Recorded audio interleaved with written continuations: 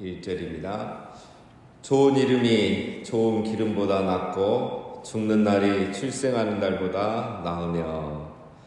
오늘 7장에서는 이제 지혜자가 더 나은 것이 무엇인가를 소개하면서 우리가 살아가면서 추구해야 될 것 또는 버려야 될 것을 이렇게 강조하고 있습니다. 자, 오늘 1절에서는 좋은 이름 또 죽는 날이 더 낫다 이렇게 말하고 있죠.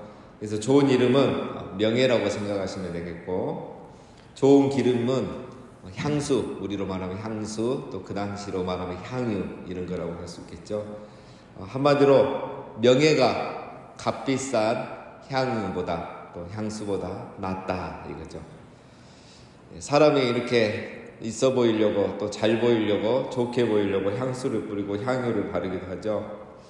사람은 그런 것으로 존경받는 게 아니고 명예로 존경을 받는 거죠. 사람은 명예를 중요하게 여겨야 됩니다. 좋은 기름을 바른다고 존경받는 것이 아니죠. 겉으로 화려하고 또 좋은 것을 소유하고 있고 내가 다이아 반지를 끼고 있고 또 이 높은 직책을 가지고 있다고 존경받는 게 아니라는 겁니다. 명예로운 사람이 존경을 받는 겁니다. 그리고 죽는 날에 출생하는 날보다 나으며. 자, 어떻게 태어나고 어떻게 사느냐도 중요하지만 어떻게 죽느냐가 더 중요하다는 거죠. 아무렇게나 살고 아름답게 죽을 수가 없는 겁니다. 아름답게 살던 사람이 아름답게 죽을 수 있는 거죠. 그런데 우리 사람은 희한하게 어떻게 살까만 생각합니다. 어떻게든 잘 살아보려고 현재 삶에 집중하는 거죠. 그래서 어떻게 죽을지는 우리가 잘 생각하지 않습니다. 그러니까 우리가 사는 동안에 늘 욕심에 끌려다니고 탐욕에 끌려다니고 그리고 죽을 때 이제 후회하는 거죠. 내가 왜 그렇게까지 살았는지, 그러면서까지 사람을 잃어가면서까지 그렇게 살았는지 후회하는 겁니다. 어떻게 죽을지를 생각해야 어떻게 살지를 답이 나오는 거죠. 어떻게 죽을 것인가가 어떻게 사는가보다 더 중요한 것이라는 거죠. 2절, 초상집에 가는 것이 잔치집에 가는 것보다 나으니 모든 사람의 끝이 이와 같이 됨이라. 산자는 이것을 그의 마음에 둘지어다. 우리가 잘 하는 말이죠. 초상집에 가는 것이 잔치집에 가는 것보다 낫다. 자주 하는 말입니다. 슬픔이 웃음보다 낫다는 말도 같은 말이죠. 3절에 나옵니다. 죽음을 염두에 두고 살면서 죽음이 주는 교훈을 받아야 한다는 것을 지금 지혜자가 강조하고 있습니다. 초상집 가는 게 잔치집 가는 것보다 낫다. 이 말은 늘 죽음을 염두에 하면서 사는 것이, 이 죽음이 주는 교훈이 무엇인지를 늘 기억하고 사는 삶이 훨씬 더 중요하다는 겁니다. 3절, 슬픔이 웃음보다 나으면 얼굴에 근심하는 것이 마음에 유익하기 때문이라. 지혜자의 마음은 초상집에 있으되 우매자의 마음은 혼인집에 있느니라. 초상집에 가는 것이 잔치집에 가는 것보다 낫다. 즉 죽음이 주는 교훈을 늘 기억하고 그것을 받아들이고 마음에 두는 것이 더 낫다는 거죠. 그래서 이 슬픔이 웃음보다 나으면, 이 말은 초상집에 가는 것이 잔치집에 가는 것보다 낫다 이 말이죠. 왜? 그것들이 마음에 유익을 준다. 이 말은 죽음에 대해서 생각하게 된다는 거죠. 죽음이 주는 교훈을 기억하게 된다는 거죠. 그것이 더 유익하다는 겁니다. 여러분, 왜 우리가 죽음을 생각해야 되는가? 전에도 제가 한번 월삭 기도회 때 말씀을 드렸었습니다. 죽음만큼 우리 인간이 유한한 존재란 걸 깨우쳐 주는 게 없습니다. 우리가 몸이 아팠을 때 그런 생각 한 번씩 들죠. 정말 아플 때. 그 이유는 그 죽음의 맛보기가 바로 아픈 거죠. 병이죠. 죽음은 인간이 유한하다는 걸 깨우쳐 줍니다. 죽지 않는 사람은 없습니다. 죽음 앞에서는 다 평등해집니다. 부자나 가난한 자나 지혜자나 우매자나 어린 자나 나이 드는 자나 모든 사람이 죽는다. 죽음 앞에 평등해진다는 것.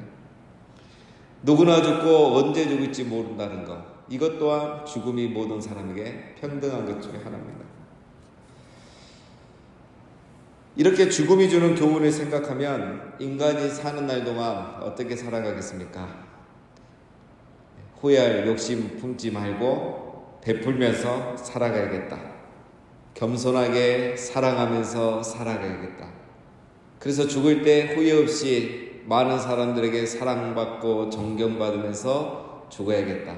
이런 생각을 하게 되는 거죠. 그래서 말하기를 죽음을 생각하는 자, 초상집 가는 걸 더 좋아하는 자, 그 사람이 지혜자라는 거죠. 바로 4절이 그것을 말하는 겁니다. 4절에 나오는 혼인집은 2절에 나오는 잔치집으로 번역하는 게 훨씬 더 좋습니다. 지혜자는 늘 초상집에 마음을 두는다는 거죠. 이 말은 늘 죽음을 기억하면서 산다는 거예요. 그러니까 여러분, 우리가 결혼식에 많이 가는 것도 중요하지만 장례식에 많이 가는 것은 더 중요합니다. 우리가 결혼식은 많이 오시는데 장례식은 이렇게 우리 친하지 않으면 또 잘 안 가죠. 그래서 우리 소망찬양대 연구위원들이 이렇게 자주 오시는데 장례식에 자주 가는 게 훨씬 더 좋습니다. 장례식에 가서 우리는 위로하고 뭐 애도해주고 이렇게만 생각하는데 그것보다 더 중요한 건 가가지고 우리가 죽음을 한번 생각하게 된다. 그래서 그 죽음이 주는 교훈을 묵상하고 우리 마음을 새롭게 할 수 있는 그곳이 바로 장례식장이죠. 그래서 훨씬 더 그곳에 많이 가는 게 좋다는 겁니다. 5절, 지혜로운 사람의 책망을 듣는 것이 우매한 자들의 노래를 듣는 것보다 나으니라. 지혜로운 사람이 해주는 책망을 듣는 것이 더 좋다는 겁니다. 우매하는 자들의 노래, 이 말은 그냥 사람들의 아부하는 말, 아첨하는 말, 또 듣기 좋은 말, 늘 좋은 말 있죠. 띄워주는 말, 그런 걸 말합니다. 사람은 당연히 충고, 듣기 싫은 충고보다 듣기 좋은 아첨의 말을 좋아하는 거죠. 그러나 지혜자는 뭐라고 합니까? 그런 듣기 좋은 띄워주는 아첨의 말보다 충고의 말을 듣는 것이 더 좋다고 합니다. 왜 그렇습니까? 6절에 우매한 자들의 웃음소리는 솔 밑에서 가시나무가 타는 소리 같으니 이것도 헛되니라. 우매하는 자들의 웃음소리는 5절에 나오는 우매하는 자들의 노래 다 같은 말입니다. 아첨과 아부의 말, 듣기 좋은 말, 늘 띄워주는 말. 이것은 손 밑에서 가시나무가 타는 소리 같으니, 자, 이 표현은 아마도 손 밑에서 가시나무가 타는 소리가 난다. 이 말은 팍팍 튀면서 이제 불꽃이 튀면서 타겠죠. 그러면 이제 그 앞에 있다가 그 불꽃에 타기도 하고 데이기도 하고 또 잘못 입고 있으면 확 나에게 불이 옮기기도 하는 거죠. 한마디로 말하면 위험하다 이거예요. 해가 된다 이거예요. 우매자의 듣기 좋은 말, 아첨하는 말, 사람들이 막 띄워주는 그런 말만 듣고 살면 어느 순간 그게 불꽃이지만 나를 다 태워버릴 수 있는, 나를 위험하게 빠뜨려 내 인생을 망쳐버릴 수 있는 그런 불꽃과 같은 것이 된다.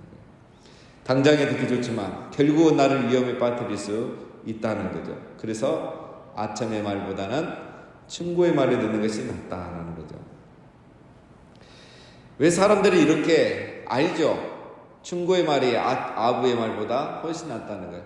그런데 그렇게 하지 못하는 이유가 있습니다. 7절, 탐욕이 지혜자를 우매하게 하고 뇌물이 사람의 명체를 망하게 하느니라. 두 가지죠. 첫 번째는 탐욕 때문입니다. 탐욕이 지혜자를 우매하게 한다는 거예요. 인간을 망치는 게 있죠. 바로 탐욕입니다. 그 중에 하나가. 탐욕이 있는 사람은 아첨의 말을 좋아합니다. 욕심이 많은 사람이 아부의 말을 좋아하고 듣기 좋은 말 해주는 걸 좋아합니다. 왜 그러겠습니까? 욕심이 많거든요. 그럼 누가 사기를 잘 당합니까? 욕심 많은 사람. 쉽게 돈을 많이 벌려는 사람이 사기를 당합니다. 더 잘 당하죠. 내 안의 욕심이 나를 망가뜨리는 거예요.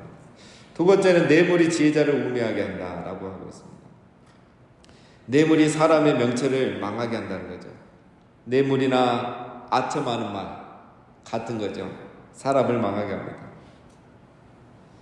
여러분, 자꾸 뇌물을 주는 사람이나 뇌물 받는 걸 좋아하는 사람을 우리는 경계해야 됩니다.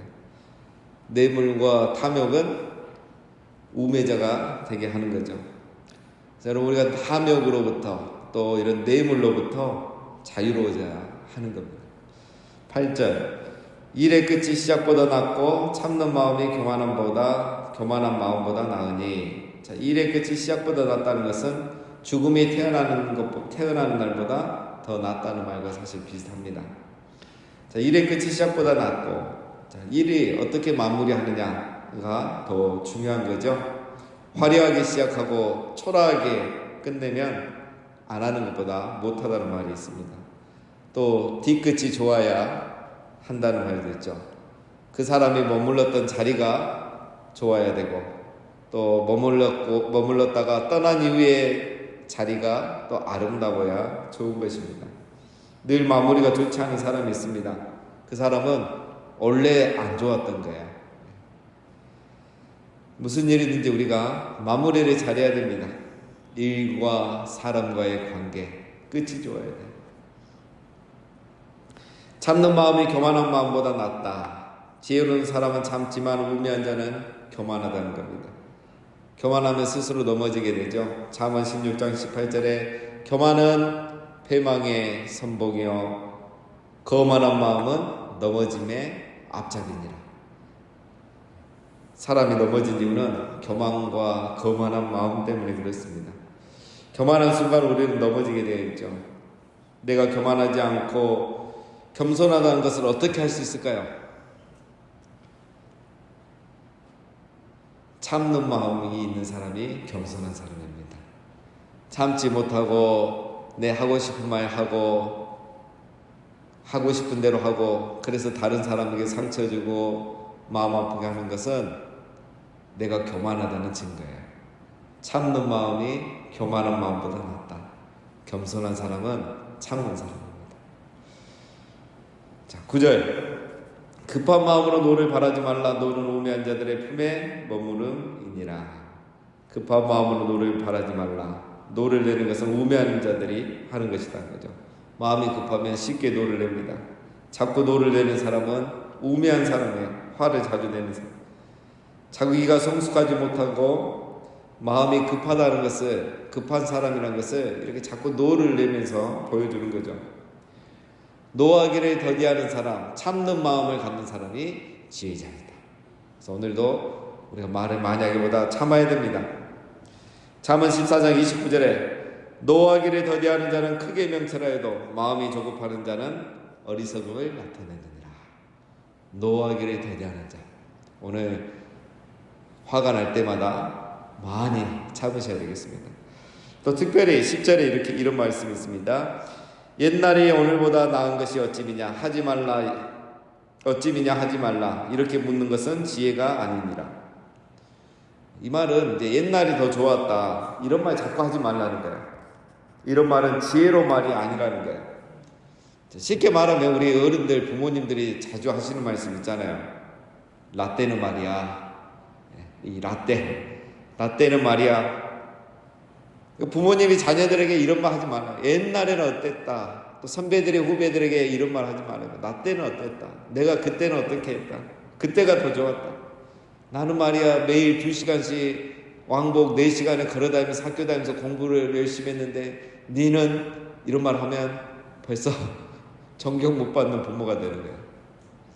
나는 옛날에 하루에 2끼 먹고 돈 모아서 오늘 이렇게 살고, 나는 옛날에는 우리 3시간씩 하루에 3시간씩 기도하고 새벽 기도를 빠지는 거는 상상도 못했었는데 이런 얘기 하면 안 된다는 거예요. 옛날이 더 좋았다. 옛날에는 이랬다. 이런 얘기는 지혜롭지 못한다는 거예요. 필요할 때는 또 해야 될 때는 있겠죠. 그러나 이런 말을 자꾸 하는 거 좋지 않다는 거예요. 이런 말을 하면 할수록 우리가 자녀들하고 멀어져요. 다음 세대하고 멀어집니다. 그래서 이런 말은 필요할 때 정말 들을 준비가 되어 있는 사람에게 해주는 거지, 자꾸 내 거를 이렇게 강요하려고 하면 오히려 그것이 역효과를 내는 겁니다.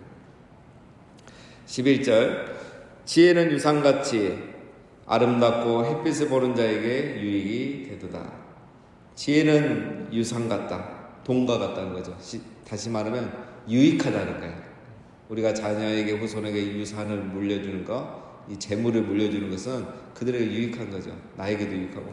지혜는 유익하다는 것입니다. 다시 말해서 이 지혜를 물려주는 것은 또 중요하다는 거죠. 지혜야말로 영원한 유산이고 가치 있는 유산이라는 겁니다. 지혜는 인생에서 재물보다 더 유용하고 유익한 것이다 라고 말합니다. 12절 지혜의 그늘 아래에 있음은 돈의 그늘 아래에 있음과 같으나 지혜에 관한 지식이 더 유익함은 지혜가 그 지혜에 있는 자를 살리기 때문이라. 지혜가 돈, 재물보다 낫다는 말입니다. 한마디로. 돈은 인생의 완전한 그늘은 될 수 없지만 지혜는 우리 인생의 완전한 그늘이 될 수 있다라는 거죠. 돈으로, 재물이 있으면 좋죠. 그러나 이 재물이 항상 우리의 모든 문제를 다 해결해 줄 수 없다는 거죠. 재물만으로는. 그러나 지혜는 우리가 어떤 상황에서든 도움이 된다는 겁니다. 그래서 결론 12절에서 하고 싶은 말은 재물보다 지혜를 추구하라 이 말입니다. 근데 우리 사람은 이제 반대로 사는 거죠. 13절 하나님께서 행하시는 일을 보라. 하나님께서 굽게 하신 것을 누가 능히 곱게 하겠느냐. 형통한 날에는 기뻐하고 공고한 날에는 되돌아보아라. 이 두 가지를 하나님이 병행하게 하사 사람이 그의 장래일을 능히 헤아려 알지 못하게 하셨느니라. 하나님이 굽게 한 것, 이거는 14절에 곤고한 날과 같은 것이 되겠죠. 그 다음에 하나님이 곱게 한 것은 형통한 날과 같은 게 되겠죠. 하나님이 곤고한 날과 형통한 날을 우리 인생에 허락하신다는 거예요. 하나님이 때로는 우리 인생에 굳게 한 날도 있고 우리 가는 길에 곱게 또 펴주는 날도 있습니다. 이 말은 내 마음대로 할 수 있는 것이 아무것도 없다는 거죠. 내가 곱게 하고 싶다 해서 곱게 할 수 있는 것도 아니고 굳게 하고 싶다 해서 굳게 되는 것도 아니고 내가 형통한 날만 있게 하고 싶다 해서 그렇게 되는 것도 아니고 내가 할 수 있는 게 아무것도 없다는 걸 말하고 있습니다. 그래서 어떻게 하라는 거죠? 하나님의 주권을 인정하라는 거예요. 오늘 내가 원하는 삶이 일어나지 않았지만 내게 공고한 날이 원하지 않게 다가왔지만 내가 어쩌다가 지금 내 인생에 가장 행복하게 살아야 될 때 내 인생이 굽어버렸지만 내가 원하지 않았지만 그런 일이 있더라도 그 자체를 받아들이라는 거죠. 하나님의 주권을 인정하라는 겁니다. 그리고 늘 전도서에서 이제 반복해서 하고 있는 말이지만 장래일을 자꾸 알려고 하지 말라는 거예요. 왜 내 인생이 이렇게 됐는가 자꾸 원망하고 불평하지 말라는 거예요. 하나님의 때를 알려고 하지 말라는 거예요. 단지 지혜자는 어떻게 하는 겁니까? 하나님의 주권이 있음을 인정하고 형통한 날 있으면 공고한 날도 있고 공고한 날이 있으면 형통한 날도 있다는 것을 인정하고 받아들이면서 하나님께서 정하신 아름다운 때가 있다는 것을 믿고 오늘 이 당장은 공고하지만 이것이 또 언젠가는 형통한 날을 위해서 유익할 것을 신뢰하면서 오늘 하루도 기뻐하고 즐거워하고 또 하나님을 신뢰하면서 순종하며 살아가는 것이 우리에게 가장 중요하다는 것입니다. 오늘 하루 우리가 어떤 일을 만나는지 모릅니다.